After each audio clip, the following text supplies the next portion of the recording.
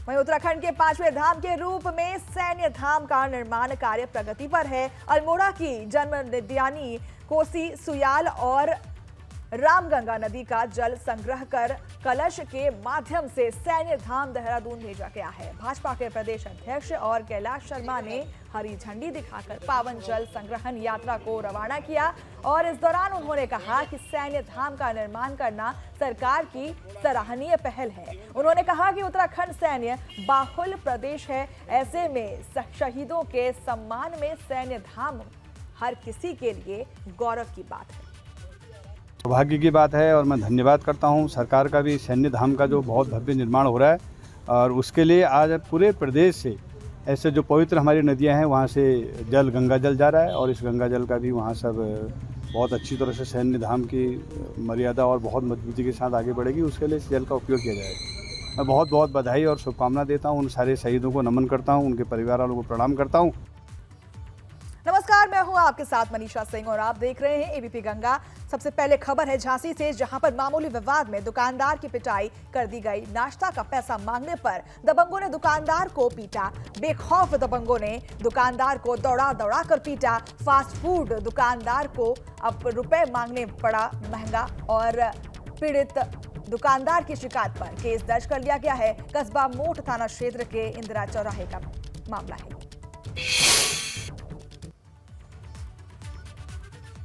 तस्वीरों में आप देख सकते हैं कि किस तरीके से मामूली विवाद में दुकानदार की पिटाई कर दी गई। दबंगों ने पिटाई कर दी दुकानदार की। मामला सिर्फ इतना था कि नाश्ते के पैसे मांगे गए थे दुकानदार के द्वारा दबंगों से, जिसपे आक्रोशित होकर दबंगों ने दुकानदार की पिटाई कर दी। किस तरीके से देख सकते हैं आप कि किस तरीके से बुरे तरीके से मारा जा रहा है दुकानदार को दबंगों के द्वारा। वहीं कुशीनगर में बच्चों के विवाद में खूनी संघर्ष देखने को मिला। मारपीट में एक महिला की जान चली गई। धारदार हथियार से हमले में महिला की मौत हो गई। केस दर्ज कर मामले की छानबीन में जुटी है पुलिस ने शव को पोस्टमार्टम के लिए भेजा है अस्पताल। तमकुहीराज थाना क्षेत्र के श्यामपट्टी का ये मामला बताया जा रहा है। तो कुशीनगर में बच्चों के विवाद में खूनी संघर्ष देखने को मिला, जिसके बाद मारपीट में एक महिला की जान चली गई और अब धारदार हथियार से महिला की जान गई है। ये वह बच्चा है जिसकी वजह से ये मारपीट हुई थी और अब महिला की मौत हो चुकी है।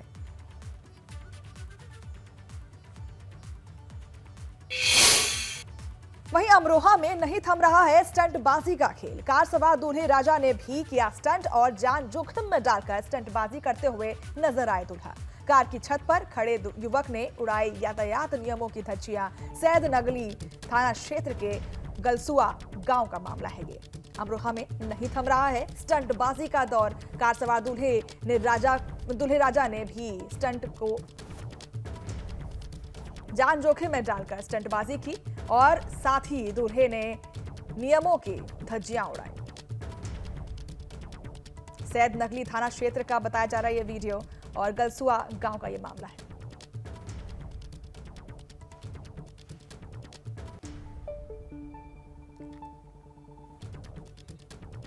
अमरोहा की एक खबर है, जहां पर स्टंटबाजी का जो दौर है वो खत्म नहीं हो पा रहा है।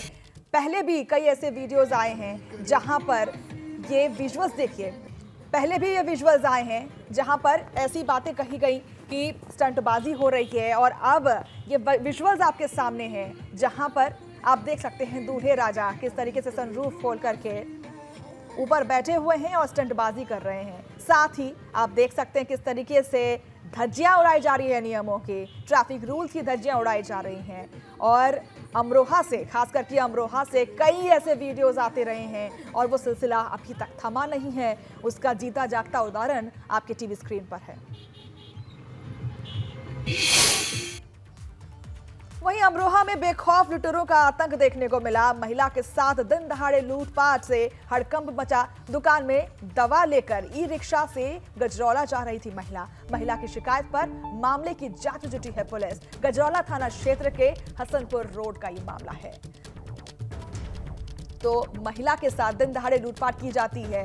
आए दिन ऐसी खबरें मिलती हैं लूटपाट की। और एक और खबर आपके सामने है, ये वीडियो आप देख सकते हैं किस तरीके से प्रशासन उन सुराग को इकट्ठा करने में लगी हुई है, उन चोरों को या फिर उन लुटेरों की सुराग ढूंढने में लगी हुई है कि आखिर वो लुटेरे कौन हैं। और तफ्तीश अभी तक जारी है, लेकिन अभी तक वो लुटेरे नहीं पकड़े गए हैं। प्रशासन वहां पर तैनात है। मामले की जांच में जुटी है पुलिस। गजोरा थाना क्षेत्र के हसनपुर रोड का ये मामला है और महिला के साथ दिन दहाड़े लूटपाट की वारदात को अंजाम दिया जाता है। फिरोजाबाद में यमुना नदी में तैरता मिला युवती का शव। स्थानीय लोगों की मदद से नदी से निकाला गया शव को। युवक का शव मिलने से इलाके में हड़कंप मचा हुआ है। पुलिस ने शव को पोस्टमार्टम के लिए भेजा है। अस्पताल बसई थाना क्षेत्र के मोहम्मदपुर इलाके का यह मामला है।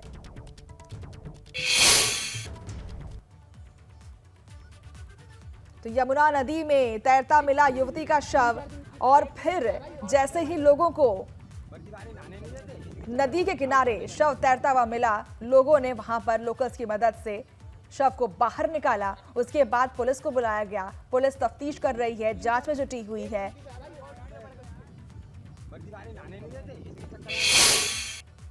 तो हमने देखा कि उल्टी करके एक बच्ची की 8-10 साल की बच्ची की लाश जो है उधर से आ रही, जमुना के अंदर से तैरती हुई आ रही। तो मैंने लोगों को बताया कि इसमें लाश है, तो उसमें से जो है फिर वहाँ से डंडा उठाया। एक ये भैया था उसमें, और दोनों ने इसमें 2-3 जने लड़के ने डंडे से पकड़ा और बच्ची को यहाँ पर हमने लाके डाल दिया। कम से कम हमने 15-20 मिनट 25-30 मिनट के बाद में हमने कॉल लगाई पुलिस के पास, तो 112 पे। तो सर जी से बात हुई, उन्होंने 112 पे आए। और अगली खबर उन्नाव से है, जहां पर स्वास्थ्य विभाग के दावों की पोल खुली है। जिला अस्पताल का एम्बुलेंस खुद ही बीमार दिखा। धक्का मारकर स्टार्ट करना पड़ा एम्बुलेंस को। हादसे के शिकार लोगों को अस्पताल ले जाने आई थी एम्बुलेंस, लेकिन एम्बुलेंस की हालत ही इतनी खराब थी कि धक्का मार करके लोगों को वहां पर एम्बुलेंस को स्टार्ट करना पड़ा। उन्नाव के अचलगंज थाना क्षेत्र का ये मामला बताया जा रहा है। तो एम्बुलेंस की ही जो एम्बुलेंस जख्मी लोगों को लेने के लिए आई थी, उसकी हालत ही खराब बताई जा रही है। उन्नाव के अचलगंज थाना क्षेत्र के हाईवे का यह मामला बताया जा रहा है, जहां पर जख्मी लोगों को एम्बुलेंस लेने पहुंची थी, लेकिन एम्बुलेंस की हालत ही इतनी खराब थी कि वो स्टार्ट नहीं हो पाई। उसके बाद तीमारदारों ने एम्बुलेंस को धक्का दिया, उसके बाद वो शुरू हुआ। लेकिन सबसे बड़ा सवाल स्वास्थ्य व्यवस्था पर उठता है कि किस तरीके के एम्बुलेंस हैं अभी स्वास्थ्य महकमे में। हादसे के शिकार लोगों को अस्पताल ले जाने के लिए एम्बुलेंस वहां पहुंची थी, लेकिन एम्बुलेंस चालू नहीं हो पाई, जिसकी वजह से वहां पर जख्मी लोग, तीमारदार या फिर हम कहें आसपास के लोगों की मदद से एम्बुलेंस को शुरू करवाया गया। सबसे बड़ा सवाल स्वास्थ्य विभाग पर उठता है कि किस तरीके के एम्बुलेंस अस्पतालों में रखे गए हैं, जो समय पर एन समय पर लोगों के काम ही ना आ सके। तो ये बड़ा सवाल है स्वास्थ्य महकमे में। उन्नाव की ये खबर है, जहां पर उन्नाव में अचलगंज थाना क्षेत्र के हाईवे का ये मामला है। वहां पर अस्पताल से एम्बुलेंस पहुंची थी लोगों को लेने के लिए, जख्मी लोगों को लेने के लिए। उन्नाव में स्वास्थ्य विभाग के दावों की जो पोल खुली है, जिला अस्पताल का एम्बुलेंस खुद बीमार दिख रहा है। धक्का मारकर स्टार्ट करना पड़ा एम्बुलेंस। हादसे के शिकार लोगों को अस्पताल ले जाने आई थी एम्बुलेंस। उन्नाव के अचलगंज थाना क्षेत्र का ये हाईवे का मामला है। तस्वीरों में आप देख सकते हैं कि उन्नाव में स्वास्थ्य विभाग की जो पोल है वो साफ दिख रही है आपके टीवी स्क्रीन पर। ये वही एम्बुलेंस है जिसमें सारी जख्मी को अंदर रखा गया, लेकिन एम्बुलेंस फिर शुरू ही नहीं हो पाई, स्टार्ट नहीं हो पाई, जिसके बाद लोगों ने धक्का मारकर एम्बुलेंस को चालू करवाया। हाले स्वास्थ्य महकमा आपके सामने है, देख सकते हैं कि एम्बुलेंस वहां पहुंची है हाईवे पर और लोगों को एम्बुलेंस में रखा जा रहा है इलाज के लिए, लेकिन जर्जर स्थिति एम्बुलेंस की।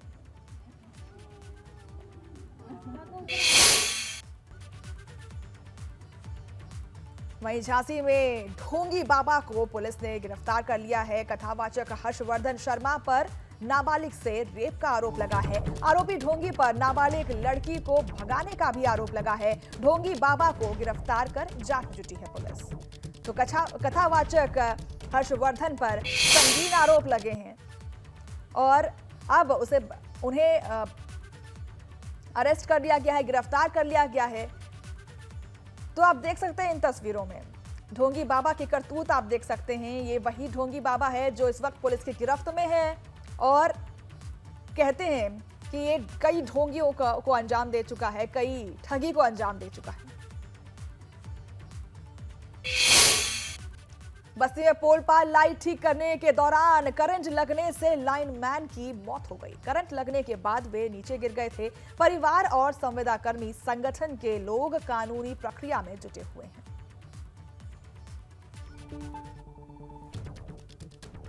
तो बस्ती की ये बड़ा हादसा आपको देखने को मिल रहा है, जहां पर पोल पर लाइट ठीक करने के लिए के लिए पहुंचा था लाइनमैन, जिसे करंट लग गया, झुलस कर वो नीचे गिर गया, जिसकी वजह से उसकी मौत हो गई। लाइनमैन को करंट लगने से मौत हो गई। नाराज हैं कर्मचारी।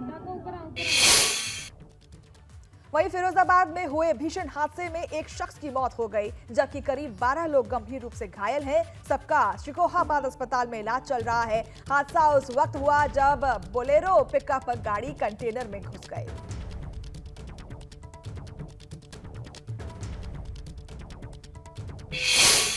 झांसी में राजस्व विभाग और पुलिस टीम ने समाजवादी पार्टी के पूर्व विधायक दीप नारायण सिंह यादव के साले गैंगस्टर अनिल यादव की 5 करोड़ से अधिक कीमत की जमीन कुर्क कर दी है। अपराध से अर्जित की गई संपत्ति को कुर्क करने के लिए चलाए जा रहे अभियान के तहत राजस्व विभाग की टीम की ओर से सिपरी बाजार थाना पुलिस और शहर कोतवाली पुलिस ने कार्रवाई की है। राजस्व विभाग की टीम के मुताबिक अनिल यादव पर गैंगस्टर एक्ट की कार्रवाई हो चुकी है। कुर्क की गई जमीन अनिल यादव के अपराध से अर्जित की गई थी।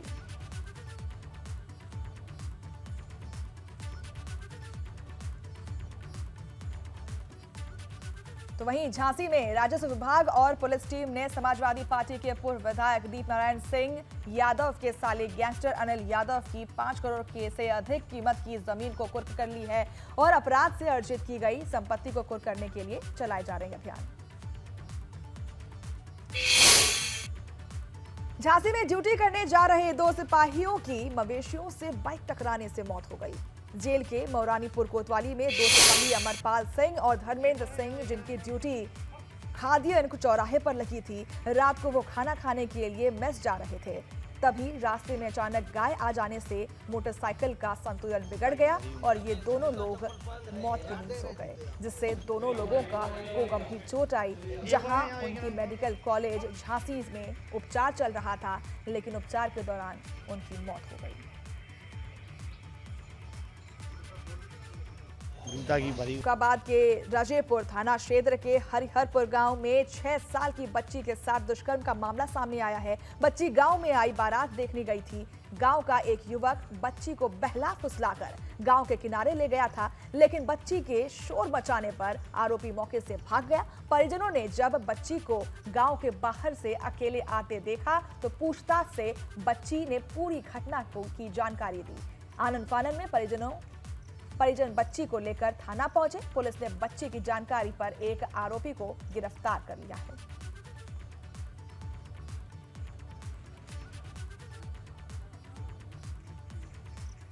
छह साल की बच्ची है, जिसकी निशानदेही पर आरोपी को गिरफ्तार कर लिया गया। आगरा के थाना हरिपर्वत क्षेत्र से थाना पुलिस, एसओजी और सर्विलांस टीम ने तस्करों से गांजा के खेप बरामद किए हैं। ये बरामदगी हरिपर्वत क्षेत्र के ट्रांसपोर्ट नगर से एक एम्बुलेंस से हुई है, जिसमें से करीब 200 किलोमीटर गांजा बरामद हुआ है। गांजा की खेप उड़ीसा से दिल्ली एनसीआर जानी थी। इसी बीच आगरा के पुलिस को मिली जानकारी पर उन्होंने कार्रवाई शुरू कर दी और एम्बुलेंस को पकड़ लिया। जांच के दौरान अलग अलग राज्यों की नंबर प्लेट भी बरामद हुई है। तो ये बड़ी कामयाबी आगरा पुलिस को मिली है, जहां पर एक बड़ा खुलासा किया गया है। 200 किलो गांजा बरामद किए गए हैं। बताया जा रहा है ये गांजा की खेप ओडिशा से दिल्ली जा रही थी, नोएडा जा रही थी, लेकिन ऐन मौके पर जब सुराग मिला या इंफॉर्मेशन मिला उसके बाद पुलिस ने इसे बड़ा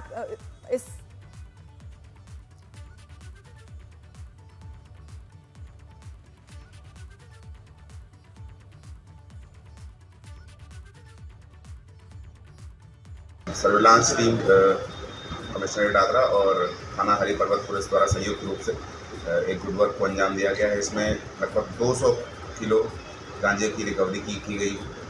इनका मोडस ऑपरेंडी ऐसा था कि ये एक एम्बुलेंस में 5-5 किलो के पैकेट्स में गांजा भर के उसको ट्रक में रख के लेके आ रहे थे और स्पेसिफिक इनपुट थी। इस पर टीम ने कार्रवाई की और इसको एप्रीहेंड किया है। इसमें एक चंद्रवीर नाम का व्यक्ति जो गोंडा का रहने वाला है, उसकी गिरफ्तारी हुई है। इनके पास से 6 नंबर प्लेट फर्जी बरामद हुए हैं जो अलग अलग स्टेट्स के हैं। उड़ीसा, मध्य प्रदेश, छत्तीसगढ़ के नंबर प्लेट्स बरामद हुए हैं। और इस गुड वर्क को देखते हुए सीपी सर ने इस टीम को 25,000 रुपये कैश रिवॉर्ड देने की घोषणा की और इसमें अभियोग पंजीकृत करके आवश्यक व्यवस्था की। ये कहाँ से गांजे की खेप लेकर के चले थे, इसकी डिलीवरी कहाँ होनी थी और कौन लोग इसमें शामिल हैं, इस बारे में कोई जानकारी सर हो पाई हो? देखिए, उड़ीसा से लेके चलने की बात आई है पूछताछ में और इसको आगे ये दिल्ली NCR की तरफ लेके जा रहे थे और यहाँ अपने ट्रांसपोर्ट नगर में किसी भोजन करने वाले काम से रुके थे और उसी में हमें सूचना मिली और हमने सर जो एम्बुलेंस है वो इन्होंने भाड़े पर ली थी या इन्होंने खुद ही इस काम के लिए खुद ही एम्बुलेंस इन्होंने रेंट किया था, लेकिन असली जो ट्रक वाहन है जिसके अंदर एम्बुलेंस था उसको ट्रक वाहन को इसकी जानकारी नहीं थी। ट्रक को इन्होंने रेंट किया था और ट्रक को यूज़ किया गया उसको एम्बुलेंस को कैरी करने के लिए। पूछताछ में कुछ बताया उन्होंने किस चीज़ के बारे में? ये अपराध करने का ये तरीका कहाँ से आया, कुछ बताया इस तरीके से कि ट्रक के अंदर? पूछताछ जारी है, सारी बातें धीरे धीरे सामने आएंगी। वहीं माफिया अतीक अहमद से जुड़ी बड़ी खबर आ रही है। अतीक के गुर्गे शेरा की इंग्लिश रिवॉल्वर के साथ तस्वीर बहुत ही तेजी से वायरल हो रही है। शेरा कार में बैठे हुए हाथ निकालकर इंग्लिश रिवॉल्वर लहरा रहा है। 2 दिन पहले ही शेरा का जीशान गर्दी को धमकाते हुए ऑडियो वायरल हुआ था, लेकिन इंग्लिश पिस्टल के साथ तस्वीर वायरल होने के बाद इलाके में हड़कंप मचा हुआ है। शेरा ने फिल्म स्टार सलमान खान को भी धमकी दी थी, जिसके बाद मुंबई पुलिस उसे प्रयागराज से गिरफ्तार कर ले गई थी। पिछले कई महीनों से करेली और आसपास के इलाकों में शेरा की दबंगई फिर से शुरू हो गई है। पुलिस उसके ऑडियो की जांच कर रही है। शेरा के खिलाफ करेली और खुलादाबाद थानों में रंगदारी, धमकी और बमबाजी के कई मुकदमे दर्ज हैं। खबर है सोनभद्र से, जहां पर शक्ति नगर में स्थित NCL और NTPC परियोजना की भूमि पर अवैध रूप से कब्जा की गई जमीन पर बुलडोजर चला है। इस जमीन पर कुल 21 अवैध मकानों को बुलडोजर की मदद से जमींदोज कर दिया गया है। ध्वस्तीकरण के दौरान महिलाओं और बच्चों को अपना घर टूटते देख रोते बिलखते हुए आप देख सकते हैं। इस बरसात के दिनों में 164 परिवार सड़क पर आ गए हैं। इन परिवारों के लिए कोई वैकल्पिक व्यवस्था नहीं की गई है, जिसकी वजह से बारिश में लोगों का सारा सामान सड़क पर पड़ा हुआ है। शक्तिनगर थाना क्षेत्र में NCL खड़िया की भूमि पर जो विगत 20 वर्ष से अवैध कब्जा करके लोग रह रहे थे, उनके 21 घर चिन्हित किए गए थे पूर्व से, जिनको खाली कराया गया था। और NTPC शक्तिनगर की विस्तारीकरण योजना के तहत भवानी नगर बलिया नाला पे 800 मेगावाट यूनिट की 2 योजनाएं लगाई जानी है। उनके लिए अपनी मशीनरी को रखने के लिए यहाँ पे भूमि की आवश्यकता थी, जिसके बारे में पूर्व से सभी कार्रवाइयाँ की जा चुकी थी, सबको नोटिस निर्गत किया गया था। और उसके तहत आज पूरे ज़िले में 6 थानाध्यक्ष और 25 सब इंस्पेक्टर, 30 महिला कांस्टेबल, 2 प्लाटून PSC, इस तरह लगभग 175 पुलिसकर्मियों की मौजूदगी में और SDM बुद्धि के नेतृत्व में अतिक्रमण हटाया गया और इसका कार्य सुचारू रूप से चल रहा है। किसी तरीके का सर व्यवधान अभी तक की कार्रवाई में किसी तरह से कोई व्यवधान, किसी तरह का भी कोई व्यवधान सामने नहीं आया और इसको हम लोग सफलतापूर्वक करा लेंगे, ऐसी आशा है। अगली खबर मेरठ से है, जहां के पुरातापुर में पुलिस और बदमाशों के बीच मुठभेड़ हो गई। इस दौरान पुलिस की ओर से की गई फायरिंग में गोकशी के मुख्य आरोपी को अरुण के पैर में गोली लग गई है, जिसके बाद पुलिस ने उसे गिरफ्तार कर लिया है। हालांकि इस दौरान अन्य अपराधी भागने में सफल रहे।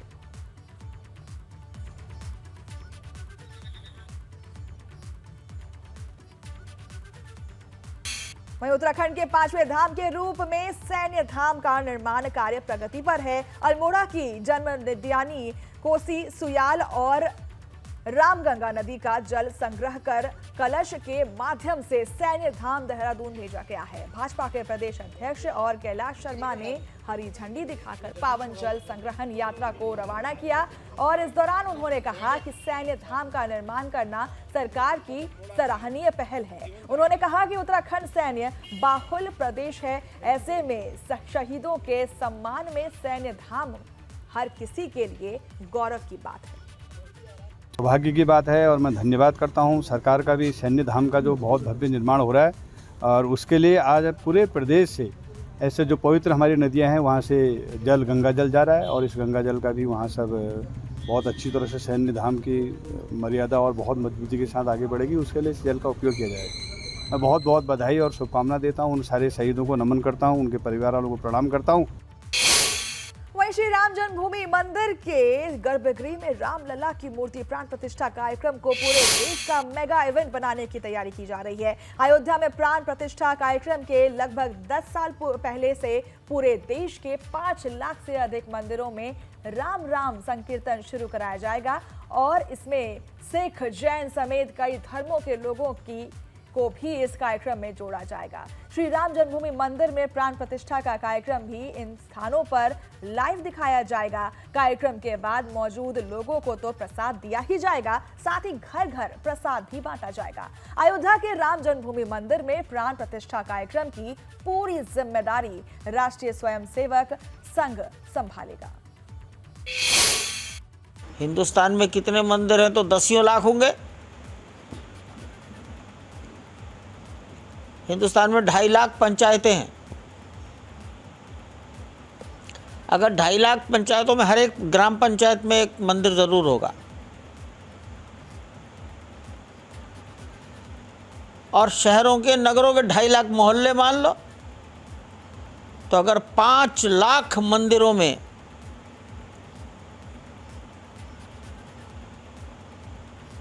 दस से 12 दिन पहले से अपनी अपनी श्रद्धा और आस्था के अनुसार नाम संकीर्तन,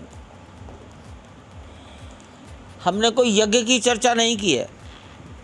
लाखों रुपया खर्च करके, इकट्ठा करके खर्च करना, ऐसी कोई योजना हम नहीं बनाएंगे, न बताएंगे। नाम संकीर्तन 24 घंटे का नहीं, 2 घंटे करो, 3 घंटे करो, अथवा अल्लाह आपके गांव का समाज परिस्थितियों के अनुकूल समझे। यहां से कोई एक मंत्र नहीं दिया जाएगा। वहीं कुशीनगर में बाढ़ की त्रासदी से जनता को बचाने के लिए किए जा रहे उपायों की कलई बड़ी गंडक नदी ने ही पोल खोल दी है। कटान और नदी का वेग रोकने के लिए तकरीबन 1 महीने पहले लगाए गए पॉर्क्यूपाइन बालू के ढेर की तरह गिरती जा रही है। कटान करते करते नदी महादेव गांव की करीब पहुंच गई है। महदेवा गांव और नदी के बीच में बस 3 मीटर की सड़क का फासला आ गया है। यही नहीं, छितौनी बांध के ठोकर नंबर 2 और 3 के बीच लगाए गए पॉर्क्यूपाइन भी नदी में डूब गए हैं। स्थिति ये है कि ग्रामीण को बाढ़ खंड के अभियंताओं के किसी भी बात पर भरोसा नहीं रह गया है और एक पाई जोड़कर बनाए गए अपने आशियाने को अपने ही हाथों से तोड़ते हुए नजर आ रहे हैं लोग। ये हालत तब है जब बड़ी गंडक नदी का जलस्तर अभी सामान्य बना हुआ है। नदी में बाढ़ जैसी कोई हालत नहीं है। वहीं 2024 के चुनाव को देखते हुए कांग्रेस तैयारियों में जुट गई है। सीतापुर पहुंचे कांग्रेस के प्रांतीय अध्यक्ष नकुल दुबे ने दावा किया है कि 2024 में भाजपा की हार तय है और यूपी समेत पूरे देश में कांग्रेस गठबंधन की सरकार बनेगी। तो 2024 के लोकसभा चुनाव में भाजपा की हार तय है, ऐसा कह रही है कांग्रेस। जालौन में लगातार हो रही बारिश से तबाही तेज बारिश के कारण भरभरा कर गिरा कच्चा मकान। हादसे में बाल बाल बचा परिवार। गरीब परिवार ने प्रशासन से लगाई मदद की गुहार। कोंच कोतवाली थाना क्षेत्र के गांधीनगर का मामला है ये। तो तेज बारिश के कारण भरभरा कर गिरा कच्चा मकान। तस्वीरों में आप देख सकते हैं किस तरीके से कच्चा मकान जमींदोज हो गया।